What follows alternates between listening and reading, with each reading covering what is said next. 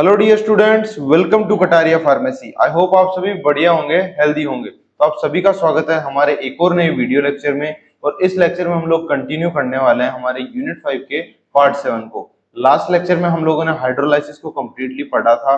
अगर आपने वो वीडियो नहीं देखी है तो जाकर हमारे यूट्यूब चैनल पे बिल्कुल फ्री में देख सकते हो। साथ ही साथ वीडियो लेक्चर के नोट्स हमारे कटारिया फार्मेसी के ऐप पे मिलेंगे। वीडियो के डिस्क्रिप्शन में लिंक है, या तो आप वहां से या डायरेक्ट प्ले स्टोर से भी जाके डाउनलोड कर सकते हो। ऐप के ऊपर आपको वीडियो लेक्चर के नोट्स के अलावा सभी सेमेस्टर के नोट्स देखने को मिलेंगे। साथ ही साथ एम फार्मा, बी फार्मा और डी फार्मा के कोर्सेज भी काफी अफोर्डेबल प्राइसेस में वहां रखे गए हैं आप लोगों के लिए। तो उन्हें जाकर जरूर चेक करिएगा और अपनी फार्मेसी की जर्नी को काफी इजी बनाइएगा। तो चलिए आज का लेक्चर स्टार्ट करते हैं। आज का हमारा टॉपिक रहने वाला है ऑक्सीडेशन। सबसे पहले देखेंगे ऑक्सीडेशन होता क्या है। मेनली ऑक्सीडेशन की दो डेफिनेशन हमें देखने को मिलती है। पहला होता है ऑक्सीडेशन तब जब हमारा जो इलेक्ट्रॉन लूज कर दे, हमारा जो ड्रग है, सब्सटेंस है या हमारा जो मॉलिक्यूल है, अगर वो आयंस को यानी अपने इलेक्ट्रॉन्स को लूज कर दे और उसके ऊपर चार्ज आ जाए तो तब ऑक्सीडेशन होगी। और दूसरा कि ऑक्सीजन के साथ रिएक्शन करे ड्रग, तब उसके अंदर ऑक्सीडेशन देखने को मिलेगी। चलिए देखते हैं इसकी डेफिनेशन क्या कह रही है। इसकी डेफिनेशन बताती है कि oxidation is the loss of electrons, यानी इलेक्ट्रॉन्स को डोनेट कर दे, और reaction with oxygen leading to drug degradation, यानी रिएक्शन कर ले किसके साथ, हमारे ऑक्सीजन के साथ रिएक्शन करके और ड्रग डिग्रेड हो जाए, उसी को हम लोग ऑक्सीडेशन बोलते हैं। इसका इंट्रोडक्शन देखेंगे। Oxidation is the one of the most common causes of drug degradation, यानी हाइड्रोलाइसिस के अलावा सबसे कॉमन क्या चीज है, हमारी ऑक्सीडेशन है, जिससे हमारा ड्रग का डिग्रेडेशन होता है। ऑक्सीजन के साथ रिएक्ट करता है ड्रग और खराब हो जाता है। It often involves formation of free radicals, और इसके ऊपर क्या होता है, मोस्टली फ्री रेडिकल्स बन जाते हैं हमारे एटम के ऊपर। जो भी ऑक्सीजन के साथ रिएक्ट करेगा, जो एटम रहेगा वो इलेक्ट्रॉन्स को लूज करेगा और उसके ऊपर एक पार्शियल चार्ज आ जाएगा, फ्री रेडिकल्स उसके ऊपर फॉर्म हो जाएंगे। इसके बाद देखेंगे general reaction. Drug plus oxidation equals to oxidized product.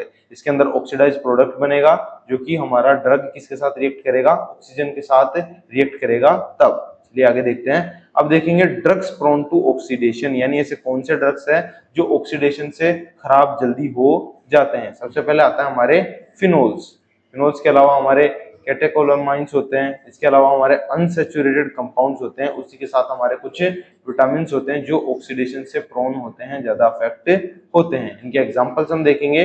Vitamin C हो गया हमारा, एड्रेनलिन हो गया, इसी के साथ साथ हमारा मोर्फिन हो गया। तो ये सभी एग्जांपल्स होते हैं हमारे किसके, ड्रग्स प्रोन टू ऑक्सीडेशन के एग्जांपल्स हमें कौन से देखने को मिलते हैं, हमारे विटामिन सी, एड्रेनलिन और हमारे मोर्फिन। चलिए आगे देखते हैं। अब देखेंगे ऐसे कौन से फैक्टर्स होते हैं जो हमारे ऑक्सीडेशन को अफेक्ट करते हैं, उसकी प्रोसेस की जो रेट होती है उसको फास्ट या स्लो करते हैं। सबसे पहले आता है ऑक्सीजन।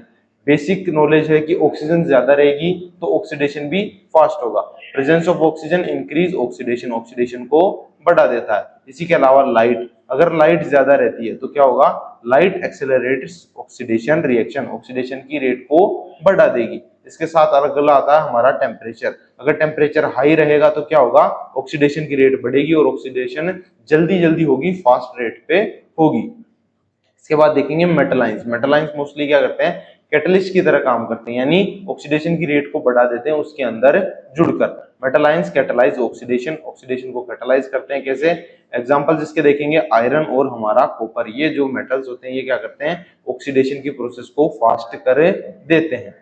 इसके बाद देखेंगे methods of stabilization against oxidation. ऐसे कौन से मेथड्स हैं जिनको यूज करके हम ऑक्सीडेशन से बच सकते हैं। सबसे पहला आता है हमारा यूज ऑफ एंटीऑक्सीडेंट्स। एंटीऑक्सीडेंट्स का यूज करना। ऐसे हमारे जो सब्सटेंस होते हैं जो क्या करते हैं, ऑक्सीडेशन को रोकते हैं, उन्हें हम बोलते हैं एंटीऑक्सीडेंट्स। ये क्या करते हैं, ऑक्सीडेशन की रिएक्शन को रोक देते हैं, उसके अगेंस्ट में काम करते हैं। इसके अलावा टाइप्स ऑफ एंटीऑक्सीडेंट्स। अब देखेंगे कितने प्रकार के एंटीऑक्सीडेंट्स हमें देखने को मिलते हैं। सबसे पहले आता है हमारे ट्रू एंटीऑक्सीडेंट्स। ट्रू एंटीऑक्सीडेंट्स कौन से होते हैं, these react with the oxygen before drug reacts. जैसे कोई रिएक्शन होती है उसके अंदर ड्रग होते हैं और हमारी ऑक्सीजन होती है, जब ये दोनों रिएक्ट करती है उससे पहले क्या होता है, हमारे एंटीऑक्सीडेंट्स ही ऑक्सीजन के साथ रिएक्ट कर जाएंगे और क्या करेंगे, हमारे जो ड्रग है उसको डिग्रेड होने से बचा लेंगे। इसके एग्जांपल्स हमें देखने को मिलते हैं। हमारा एस्कॉर्बिक एसिड। एस्कॉर्बिक एसिड क्या करता है, ऑक्सीजन के साथ रिएक्ट कर लेता है ड्रग के रिएक्ट करने से पहले। आई होप समझ में आया होगा। चलिए आगे देखते हैं। अगले आते हैं हमारे रिड्यूसिंग एजेंट्स। रिड्यूसिंग एजेंट्स क्या करते हैं? These gets oxidized instead of the drug. ये क्या करते हैं? ड्रग की जगह खुद ऑक्सीडाइज हो जाते हैं, यानी रिएक्शन कर लेते हैं ऑक्सीजन के साथ और खुद ऑक्सीडाइज होकर अपना डिग्रेडेशन करवा लेते हैं। इसके एग्जांपल्स हम देखेंगे। सोडियम मेटा बाइसल्फेट, आपको एग्जांपल डायरेक्ट याद रखने हैं। कौन सा एग्जांपल है रिड्यूसिंग एजेंट्स का? हमारा सोडियम मेटा बाइसल्फेट। इसके बाद देखेंगे यूज ऑफ चिलेटिंग एजेंट्स, यानी चिलेटिंग एजेंट्स का यूज करके। अब चिलेटिंग एजेंट्स क्या होते हैं, चलिए देखते हैं। Chelating agents bind metal ions and prevent oxidation catalysis. हमने देखा था कि मेटल आयंस क्या करते हैं? कैटलिस्ट की तरह काम करते हैं और ऑक्सीडेशन की रेट को बढ़ा देते हैं। ये क्या करेंगे? चिलेटिंग एजेंट्स मेटल्स के साथ जुड़ जाएंगे और क्या करेंगे? ऑक्सीडेशन की प्रोसेस को रोक देंगे, उससे हमें बचा लेंगे हमारे ड्रग को। आगे देखेंगे, इसका एग्जांपल हमें देखने को मिलता है हमारा EDTA। EDTA किसका एग्जांपल है? हमारा चिलेटिंग एजेंट्स का। अगला देखेंगे कौन सा मेथड है? एक्सक्लूजन ऑफ ऑक्सीजन, यानी ऑक्सीजन को हम हटा ही दे रिएक्शन से तो क्या होगा? ऑक्सीडेशन हो ही नहीं पाएगी। Oxidation can be reduced by preventing contact with oxygen. अगर ड्रग का रिएक्शन हम होने ही ना दे, ऑक्सीजन के कांटेक्ट में से आने ही ना दे, तो वो डिग्रेड भी नहीं होगा और ऑक्सीडेशन भी नहीं होगी। मेथड्स कौन कौन से हैं? एक तो एयर टाइट कंटेनर्स हम लोग यूज करें ड्रग की पैकेजिंग के टाइम पर, यानी ऐसे कंटेनर जिसके अंदर ऑक्सीजन लीक ना हो, ऑक्सीजन एंटर ना कर सके। इसके अलावा नाइट्रोजन फ्लशिंग। नाइट्रोजन फ्लशिंग में क्या होता है कि ऑक्सीजन की जगह नाइट्रोजन जगह ले लेती है, उसको उससे रिप्लेस कर देती है और ऑक्सीजन को रिमूव कर दिया जाता है। इसके बाद अगला देखेंगे प्रोटेक्शन फ्रॉम लाइट। हमने देखा था कि लाइट की प्रेजेंस में क्या होता है? ऑक्सीडेशन फास्ट हो जाती है। तो क्या कर सकते हैं कि लाइट से प्रोटेक्ट कर ले अगर हम हमारे ड्रग को, तो ऑक्सीडेशन रेट स्लो हो जाएगी। जैसे कि कुछ लाइट सेंसिटिव ड्रग्स होते हैं, उनको किस में स्टोर करके रखा जाता है?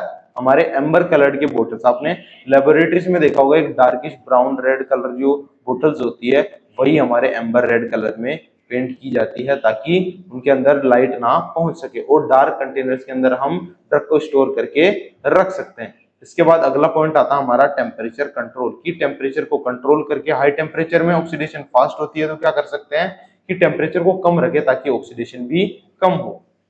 Low temperature shows oxidation reactions, यानी क्या करती है? जो हमारे लो टेम्परेचर रहेगा ये ऑक्सीडेशन रिएक्शन को स्लो कर देगा और फास्टर रेट नहीं हो पाएगी और ऑक्सीडेशन धीरे होगी, तो एक तरीके से प्रिवेंशन हो जाएगा। इसके बाद अगला आता है हमारा पीएच एडजस्टमेंट। पीएच को कैसे एडजस्ट करें ताकि ऑक्सीडेशन कम हो? Some drugs oxidize rapidly at certain pH values. कुछ जो ड्रग्स होते हैं वो क्या होते हैं? एक सर्टेन पीएच होता है, मान लीजिए 6-7 जो एसिडिक पीएच रहेगा, 4 या 5, उस सर्टेन पीएच पे क्या होते हैं? जल्दी ऑक्सीडाइज हो जाते हैं, जल्दी ऑक्सीजन के साथ रिएक्शन कर लेते हैं। तो हम क्या करें? ऐसा पीएच मेंटेन करें कि वो उस अपने प्रेफरेबल पीएच के ऊपर ना जा पाए और रिएक्शन भी ना करे हमारे ऑक्सीजन के साथ। तो पीएच वैल्यूज को मेंटेन करने से क्या होता है? हमारे ऑक्सीडेशन रिएक्शन को रोका जा सकता है। Maintaining optimum pH improve stability. इससे क्या होगा? हमारी स्टेबिलिटी भी बढ़ जाएगी, हमारे ड्रग की स्टेबिलिटी। इसके बाद देखेंगे कंपैरिजन। अब कंपैरिजन किन किन के अंदर देखेंगे? हमारे हाइड्रोलाइसिस और ऑक्सीडेशन के साथ। ऑक्सीडेशन के बारे में हमने कंप्लीटली पढ़ लिया, उसके मेथड्स देख लिए कि किस तरीके से प्रिवेंट कर सकते हैं ऑक्सीडेशन को। अब हमने जो कल हाइड्रोलाइसिस पढ़ा था और आज ऑक्सीडेशन पढ़ा, इन दोनों के बीच का एक कंपैरिजन देखते हैं एक टेबल के फॉर्म में। सबसे पहले देखेंगे फीचर्स। यहाँ फीचर्स कौन कौन से हैं? हमारे कोज, यानी किस वजह से होता है हाइड्रोलाइसिस? किसकी वजह से होता है? वाटर के साथ रिएक्शन होने से। और ऑक्सीडेशन किसकी वजह से होगा? हमारे ऑक्सीजन के साथ रिएक्शन होने की वजह से। कॉमन ड्रग्स कौन कौन से देखने को मिलते हैं हाइड्रोलाइसिस में? एस्टर और हमारे अमाइड्स, और ऑक्सीडेशन में हमारे फिनोल्स और विटामिन हमें देखने को मिलते हैं। मेन प्रिवेंशन देखेंगे किससे प्रिवेंट कर सकते हैं। इसके अंदर तो हाइड्रोलाइसिस में तो हमें वाटर को रिमूव करना पड़ेगा, वहीं ऑक्सीडेशन के अंदर क्या करना पड़ेगा? ऑक्सीजन को रिमूव करना पड़ेगा। एकदम बेसिक सी चीज है। इंपॉर्टेंट मेथड्स कौन कौन से यूज किए जाते हैं प्रिवेंशन के अंदर? हमारे हाइड्रोलाइसिस में पीएच को कंट्रोल कर लिया जाता है। सबसे ज्यादा इफेक्टिव और मोस्ट कॉमनली यूज मेथड होता है हमारा पीएच कंट्रोल मेथड। और हमारे ऑक्सीडेशन में एंटीऑक्सीडेंट्स का यूज करके हम लोग ऑक्सीडेशन को प्रिवेंट कर सकते हैं। ये एक टेबल के फॉर्म में इनका कंपैरिजन है और रिवीजन में भी आपको हेल्प करेगा। तो या तो इसे नोट कर लीजिए या स्क्रीनशॉट ले लीजिए और इसे रिवाइज जरूर करें ताकि आपको चीजें अच्छे से याद हो जाए। चलिए आगे देखते हैं। अब देखेंगे जो स्टेबलाइजेशन हम लोग करते हैं ड्रग के लिए वो क्यों इंपॉर्टेंट होता है। सबसे पहले देखेंगे stabilization methods are important because क्यों इंपॉर्टेंट होते हैं? एक तो इंक्रीज शेल्फ लाइफ को बढ़ा देते हैं। ड्रग की जो शेल्फ लाइफ होती है वो कितने लंबे समय तक टिक पाएगा उसको बढ़ा देते हैं। इसके अलावा उसकी पोटेंसी को मेंटेन करने में हेल्प करते हैं। पोटेंसी क्या होती है?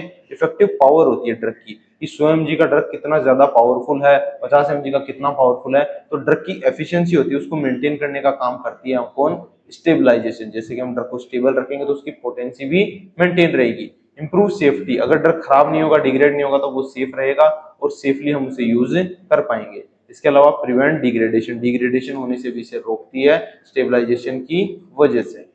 इंश्योर्स थेरेप्यूटिक इफेक्टिवनेस, वही हमारी पोटेंसी मेंटेन रहेगी तो थेरेप्यूटिक इफेक्टिवनेस भी सही रहेगी। मतलब हम जिस काम के लिए ड्रग को यूज करेंगे उस थेरेपी के अंदर वो इफेक्टिव तरीके से काम करेगा और डिजीज को ट्रीट करने में हेल्प करेगा। इन चीजों का ध्यान रखा जाता है और स्टेबलाइजेशन इन चीजों में हेल्प करती है। आई होप आपको अच्छे से समझ में आया होगा।